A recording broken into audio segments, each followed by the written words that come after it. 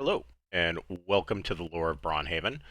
Today, we're going to be taking a look at the capital city of Arabashia, Josruwa.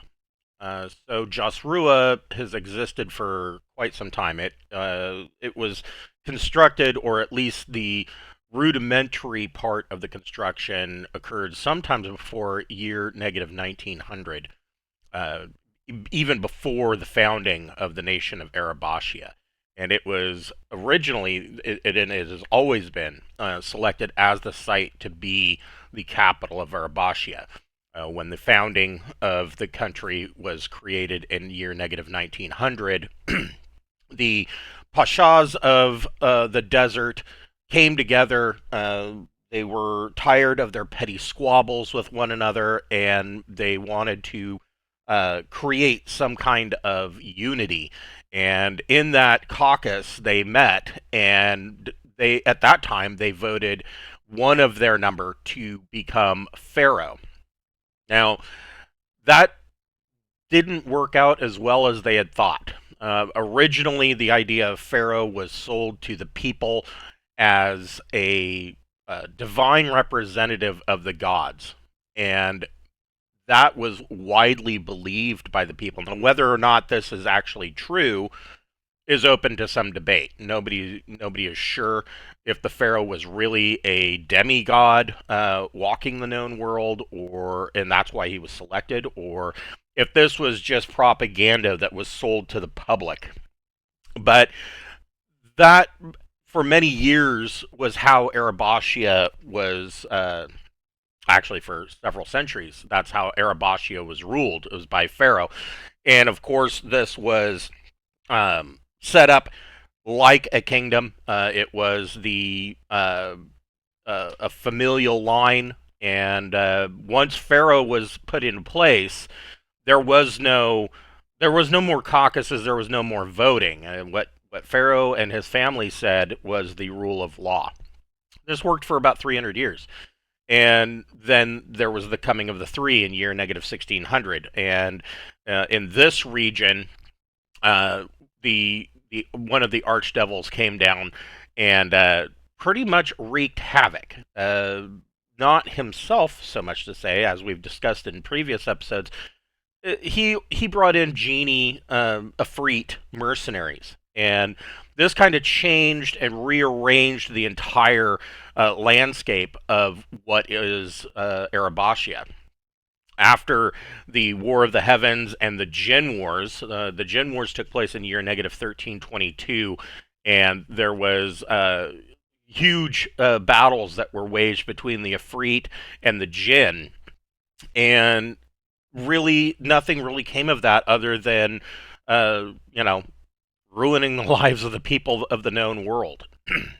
And so, uh, following these wars and the devastation, Arabashia was pretty much blown apart. There was no trade. There was their population had decreased, obviously, from the wars.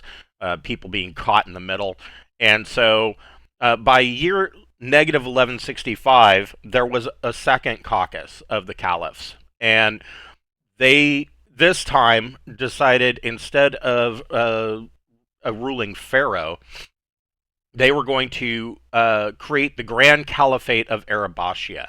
And sitting on that throne was Caliph Mashal el Maud. And he was the first great caliph of the Arabashian nation. And again, he selected Josruwa to be his capital city.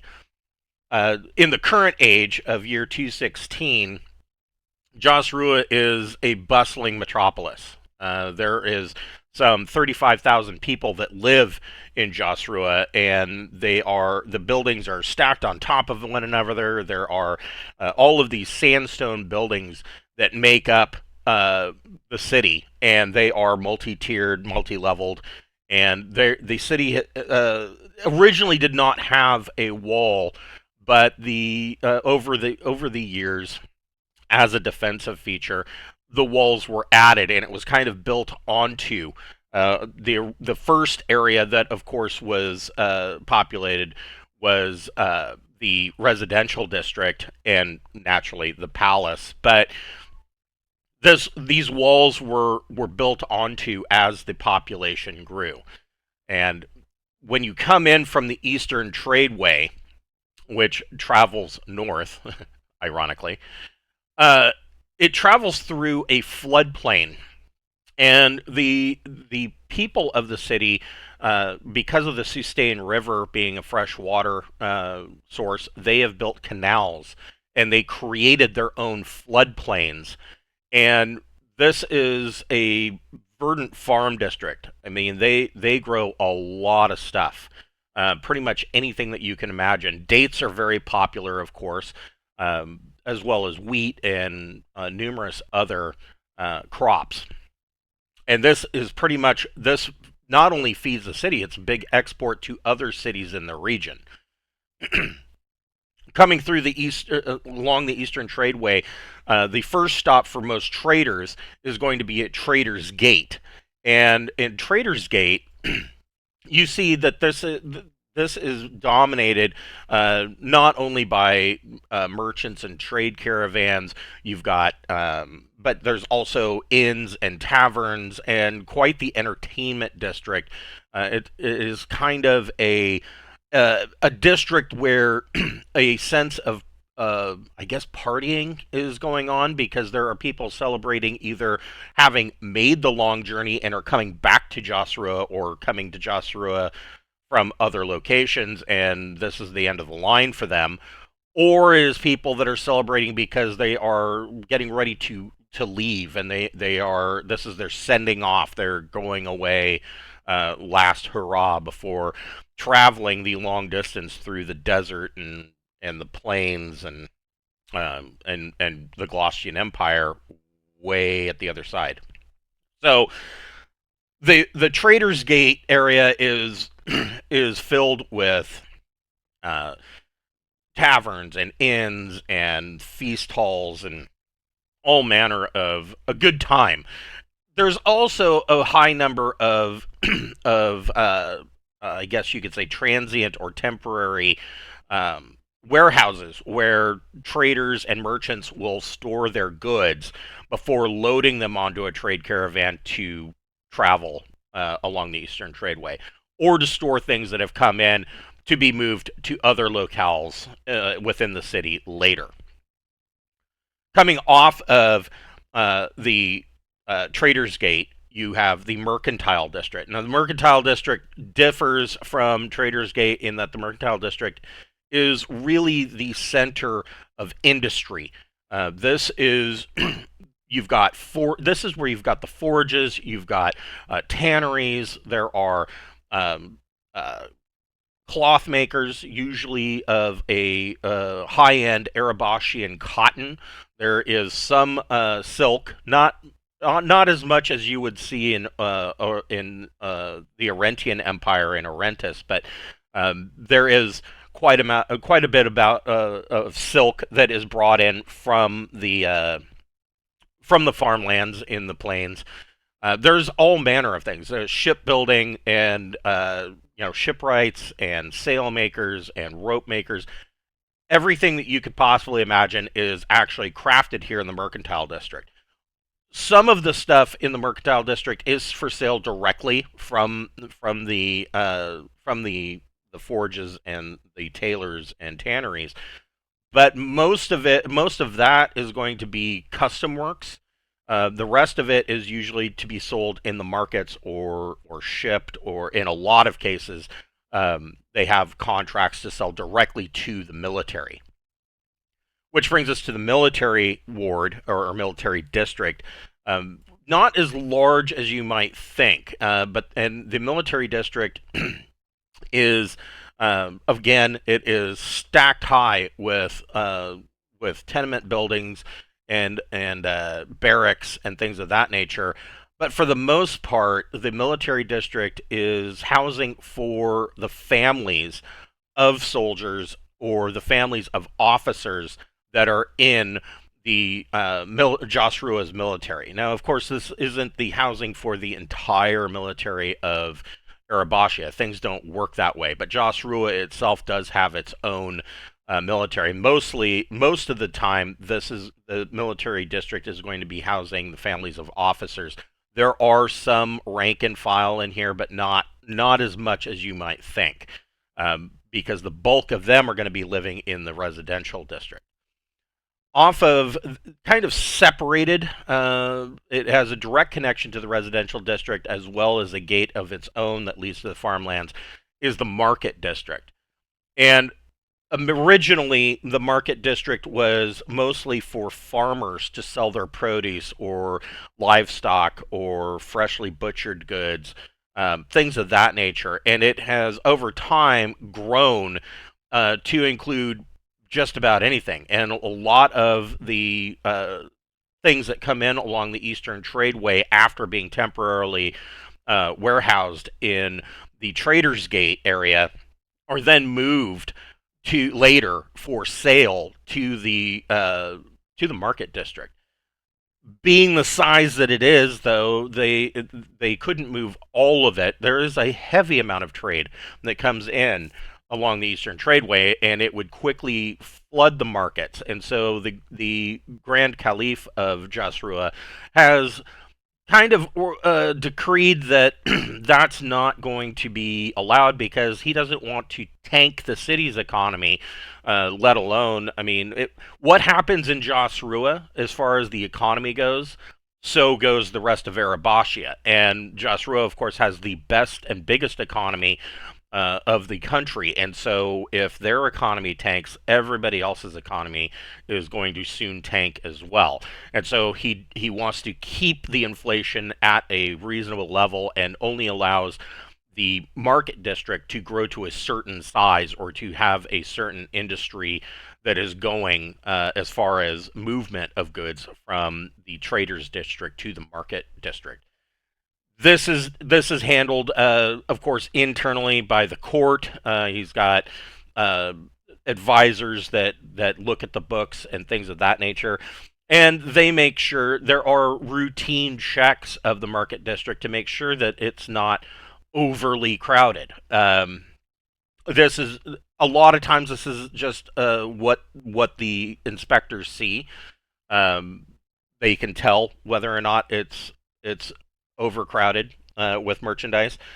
A lot of times, this also means that there's a bit of corruption. If there is an inspector that doesn't particularly like a particular merchant, they can harass them and say you have too many goods for sale, and we're going to confiscate some of these goods, and that can of course lead to ruin for a merchant. So it's always in the best interest of the merchants and traders that deal in the market district to remain on the good terms with the inspectors, who are usually a part of the military. Often they're just rank and file, but a lot of these inspectors that come through, if you piss them off, they have the ability to ruin you. They can confiscate your entire stock, and you will be left with nothing to sell. So you want to. It is in the best interest of every merchant to keep their stock at a reasonable level, maybe even a bit of humility as far as what they offer for sale in the market district. At the heart of the city, of course, almost dead center, is the Garden Palace of the Grand Caliph, and this is a marvel of modern engineering as far as the known world.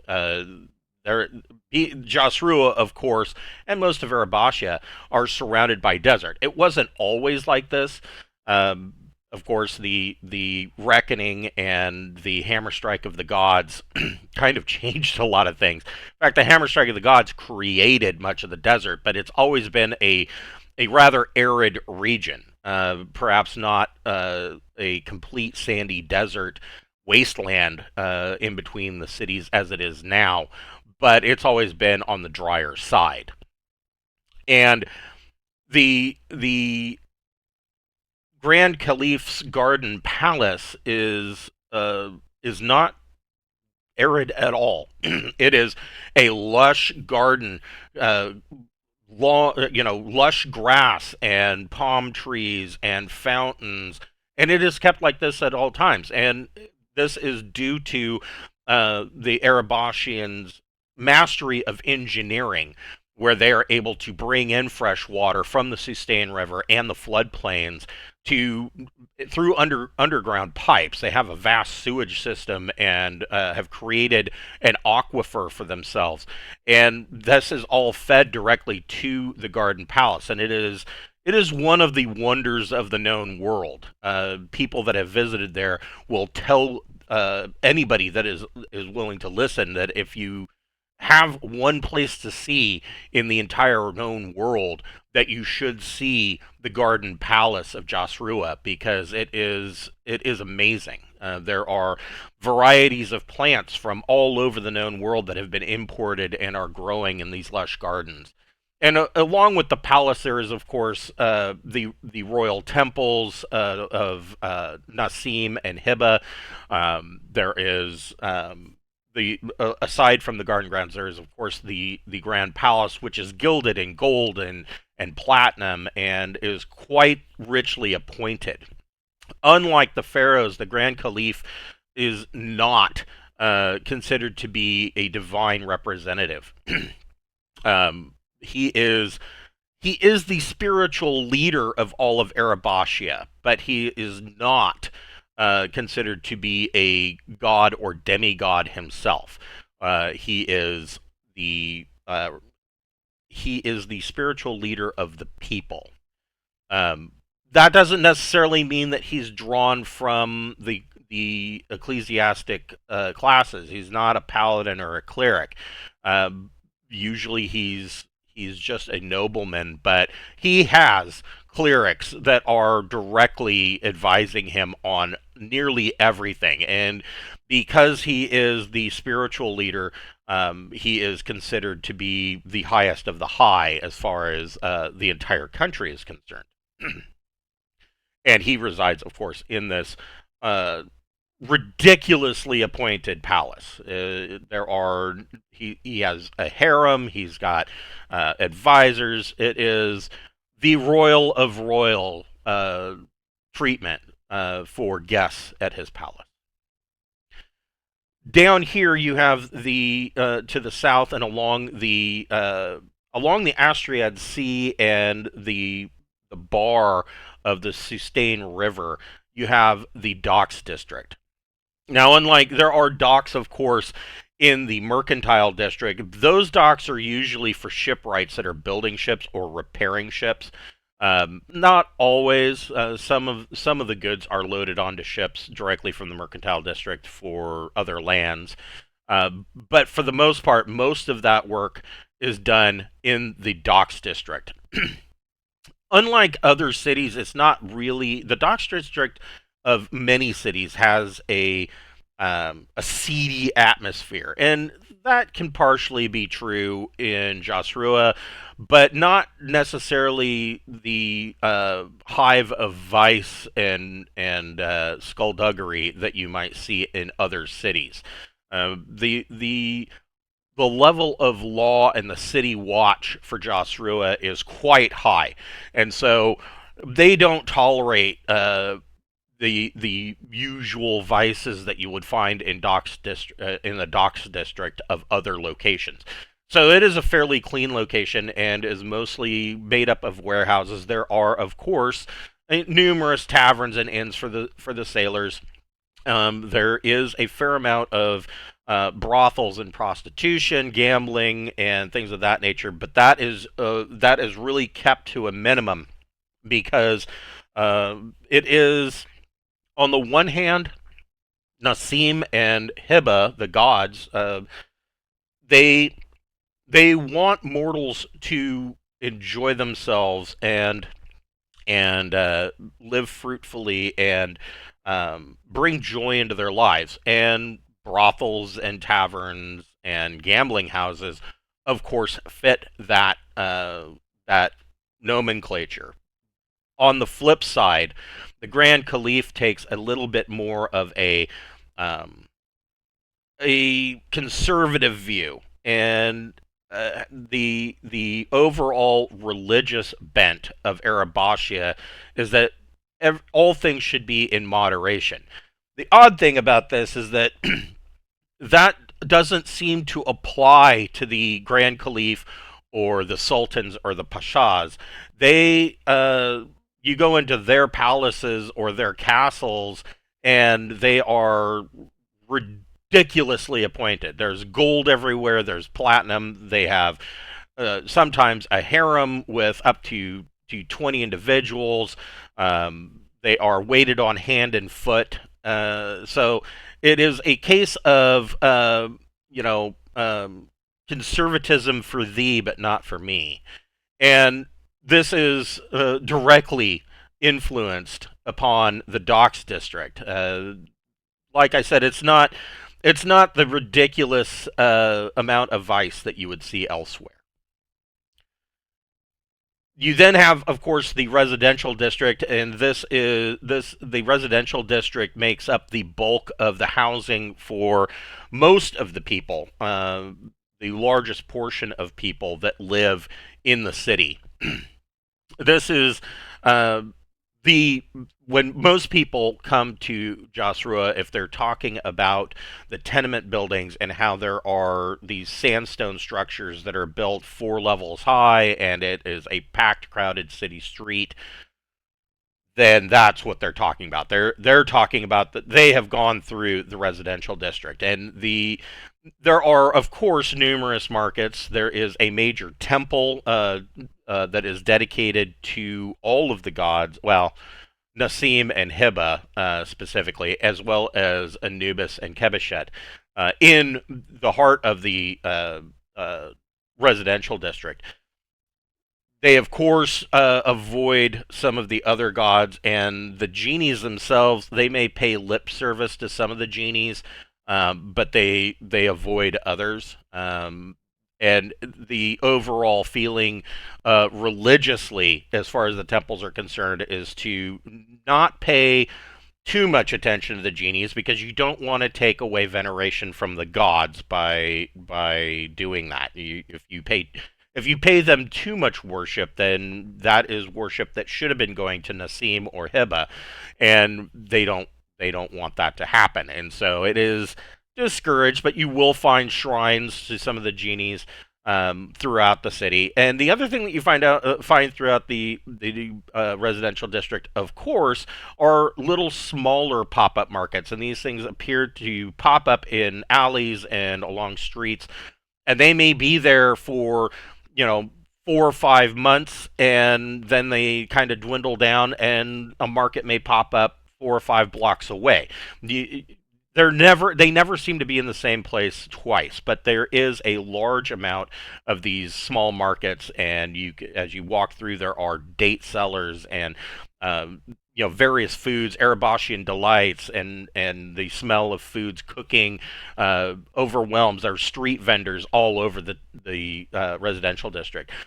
Unlike other areas, both the residential district and the mercantile district seem to simmer down after dusk. They get a little bit more quiet. The docks district probably is a little bit noisy into the late hours or early morning hours, while the Traders Gate never seems to die down. The inns and taverns of Traders Gate is nearly always open. Over here, crossing the river, you have a massive stone structure bridge. And nobody is really. It's very similar in a lot of ways to the Barbarous Trade Bridge in the Glaucian Empire, out of the town of Braunhaven, and nobody's really sure who originally built it. It's thought to have been built or constructed around the time of the first pharaoh, but their records are sketchy. A lot of things were lost in the War of the Heavens and the Jinn Wars, and so nobody's exactly positive who constructed this massive stone bridge. But here it sits, and it crosses the Sustain River and connects to the River District.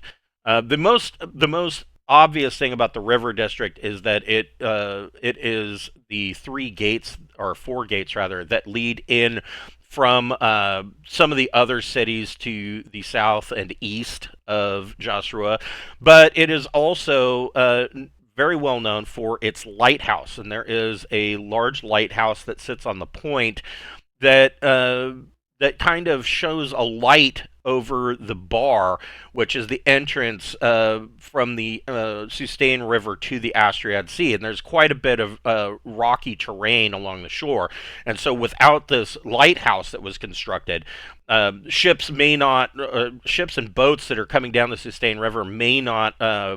Be able to make it through the bar without dashing themselves upon the rocks. And at some point, one of the pharaohs in the past had this lighthouse constructed, and I mean, Arabashia has been well known. It's not just their mastery of magic, but it is also their mastery of science, mathematics, and the sciences allowed them to build this completely mundane and normal lighthouse, and it sits on this point to guide ships that are coming down or into the Sustain River. So this is the capital city of Josruwa. Next time we will be exploring more of the lore of Braunhaven, so stay tuned. Thank you for watching.